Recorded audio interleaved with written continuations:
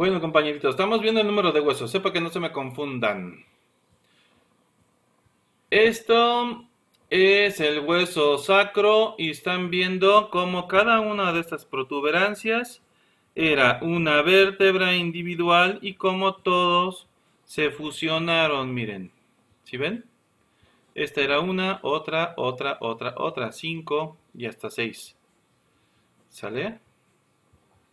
Todas se fueron fusionando para hacer un hueso más consolidado que le dé soporte a las extremidades inferiores. Que sea el corazón del núcleo, el corazón, perdón, o el núcleo de la cintura pélvica. Tenía que ser un hueso solamente, muy endurecido, muy fuerte, muy resistente, porque las piernas soportan el peso y los impactos de todo el cuerpo cuando uno camina, cuando uno se sienta, cuando uno salta, cuando uno hace ejercicio, etcétera. Tiene que soportar tremendas presiones. Por eso esas vértebras que en un inicio, durante el desarrollo embrionario y, y los primeros meses de vida de un pequeñín están todavía no tan fusionadas, deberán de consolidarse con el tiempo para formar esta estructura durisísima, ¿sí? Que es el hueso sacro. Y como una reminiscencia todavía de nuestro pasado arborícola por evolución, tenemos el coxis, que también es un 1, 2, 3, en este caso 4 vértebras las que se fusionaron ahí, ¿eh? En un solo hueso llamado coxis. Todavía queda ese relicto, todavía queda esa estructura como una evidencia de nuestro pasado similar al de los simios arborícolas. Darwin nunca dijo que el ser humano provenía del mono, ni yo tampoco lo estoy diciendo. Proviene de una rama que dio origen tanto a los monos como a los seres humanos. Una rama muy antigua de la cual todavía no se tiene claridad cuál fue, pero las estructuras son impresionantemente similares, sobre todo la de los chimpancés y los seres humanos, la de los gorilas y los seres humanos. La estructura ósea es en un 99.9% la misma, es el mismo diseño, tienen dos cinturas, caminan más erguidos que este, arrastrándose, aunque ellos dan más saltos que pasos firmes, no en el caso tanto de los gorilas, pueden caminar de las dos maneras, en fin, bueno, eso es un comercial extra, ¿verdad? Aquí estamos viendo por qué el número de huesos, ¿sale? Y es que están fusionados. Por eso son muchos en el bebé, ya menos en el ser humano. Además, el número de total de huesos del esqueleto humano es ligeramente variable debido a la existencia de los buornianos de la cabeza y de los sesamoideos de manos y pies. Ahí vemos huesos buornianos. Son diferentes, a veces varían de una raza a otra, de un individuo a otro, inclusive, ¿sí? Que son también pedacitos de cráneo que se fueron consolidando uno tras de otro, ¿sí? Esos son los huesos sesamoideos de los pies, ¿sale? Es un hueso pequeño redondeado, incrustado en un tendón, sometido a compresión y a fuerza de tensión habituales. A veces se inflaman, ¿no? A veces se fracturan por pisar mal, por pisar rocas, por caer de lugares muy altos o por desgaste. ¿Sale? Y también son variables. Los tenemos rotos y entonces ya se forman dos de uno. ¿Eh? ¿Qué otros huesos también nos pueden dar una variación? Los huesos del maxilar. El maxilar. Maxilar inferior y maxilar ¿qué? Superior. Eso también se va suturando poco a poco conforme el niño va creciendo y van a dar origen a un hueso único llamado mandíbula. Se va a fusionar uno con el otro, ¿sale? Claro que están articulados, si no, no podríamos hablar o comer o deglutir o bostezar, muchas cosas más, ¿no? Bueno, entonces ya vimos aquí por qué son 206 huesos, por qué los bebés tienen más, cuáles y cuáles y cuáles y cuáles huesos son los que se van fusionando, los gornianos, las fontanelas, sí, los de los pies, el maxilar inferior, superior, los huesos del sacro, las vértebras coxígeas, etcétera. Así que un bebé puede tener de 250 a 300 huesos inclusive y bajar a 206. ¿Se le perdieron? No. ¿Los tiró a la basura? No. ¿Se los secuestró la maña? No. ¿Se los prestó a su hermanito? Tampoco. Se fusionaron y se consolidaron en una sola estructura. ¿Verdad? Para que finalmente demos la respuesta correcta a quien nos pregunte. ¿Cuántos huesos tiene el ser humano? 206. Por esto, por esto, por esto, por esto, por esto, por esto, por esto y por esto. Los gornianos se fusionan, las fontanelas se fusionan, ¿sí? Se funcionan. ¡Uf! Las vértebras sacras, las vértebras coxígeas, los maxilares, en fin. De ahí que un bebé nazca con más huesos sueltos, un número de piezas mayor y poco a poco, en el transcurso de aproximadamente 5 añitos, termine su desarrollo osteoarticular u óseo y ya se determine el número de huesos que va a tener ese niño de por vidas que en promedio son 206. No es cierto, son 205. ¿Quién te dijo? ¿Quién te está dando clases de anatomía? ¿Que te está dando muy mal? Déjenlo. Que su ego se manifieste, ¿vale? Bueno, vamos a ver otro tema muy bonito, como yo comprenderé, que se llama clasificación de los huesitos.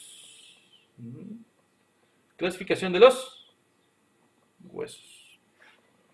Hay varios criterios para clasificar algo. Por ejemplo, miren, si nosotros clasificamos a los alumnos del CONALEP, los podemos clasificar por sexo, hombres y mujeres, ¿no?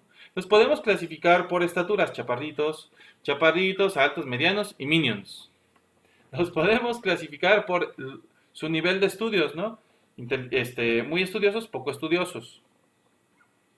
Por cuestiones sociales, por ejemplo, hijos de padres divorciados, hijos con familias, o padres solteros, ¿no? Los podemos clasificar por color de piel, bueno, por carrera, por condición social, por económica, ¿no? Los que tienen feria, los que no tenemos, ¿no? En fin. Entonces, todo en la vida se puede clasificar por varios criterios. Ahí les van 2 criterios para clasificar huesos. Por su tamaño y su forma. ¿Cuál es el criterio? Tamaño y forma. ¿Sale? Hasta lo voy a recalcar. Por su tamaño y forma. Se pueden diferenciar 3 tipos de huesos, así. 3. ¿Sale? Largos, planos y cortos. Largos, como el fémur. Cortos, como los de los dedos. Planos, como la escápula. Cortos, una vértebra. ¿Sale? Bueno, ahí está. Luego, huesos largos. Vamos uno por uno. ¿Qué tienen? Dijimos una epífisis, una diáfisis y una epífisis anterior-posterior. ¿Sale? Son cilíndricos y alargados. Tienen su cuerpo central o diáfisis y en los extremos epífisis que forman parte de las articulaciones. Otra vez estamos viendo al húmero, aquí el cúbito y el radio. ¿Sí?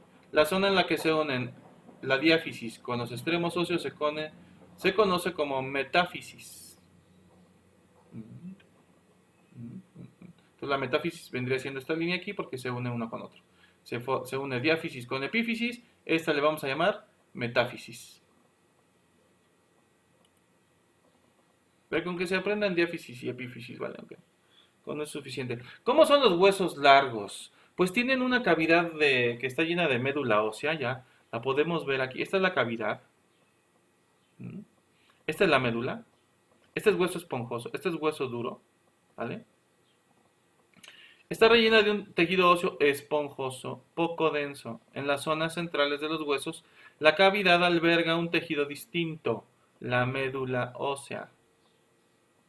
Periósteo, ¿sí? Hueso poroso, hueso duro, y después del hueso poroso, en la cavidad medular, en el hueco que tienen los huesos, está la médula ósea. Los cadáveres frescos o en la carne fresquecita se ve todavía la médula. Ya en los cadáveres de años o de meses o muy secos, la médula ósea pues también se absorbe, se transforma en otras sustancias y aparentemente pues desaparece, pero la materia no se crea ni se destruye, solamente se transforma. ¿Ok? Ya no se ve la médula. Bueno.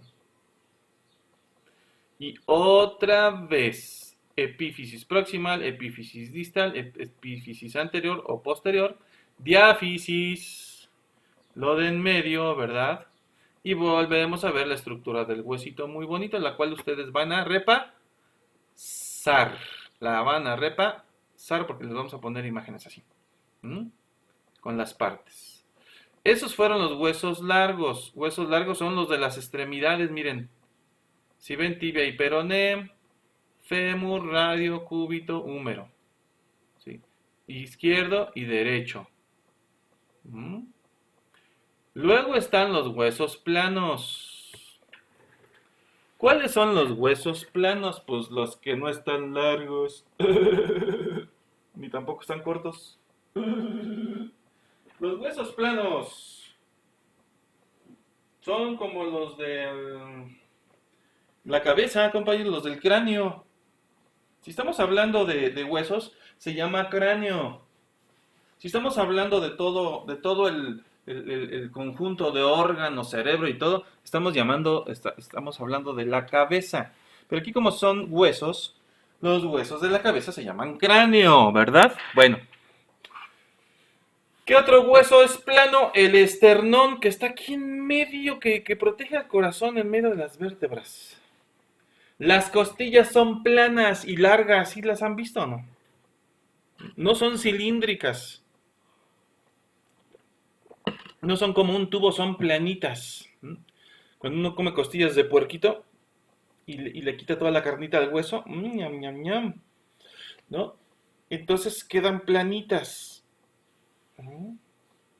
Los huesos ilíacos también son delgados, planos y anchos. Ahorita lo vamos a ver. Cuentan con una capa externa de tejido óseo compacto. Lo externo es tejido óseo compacto o duro. Y lo interno, como todos, están llenos de tejido óseo esponjoso. Por dentro es tejido esponjoso y cartílago. Es tejido esponjoso y médula. Y después de esa médula hacia afuera es tejido óseo compacto, ¿vale? Le vamos a parar aquí. Ahorita seguimos.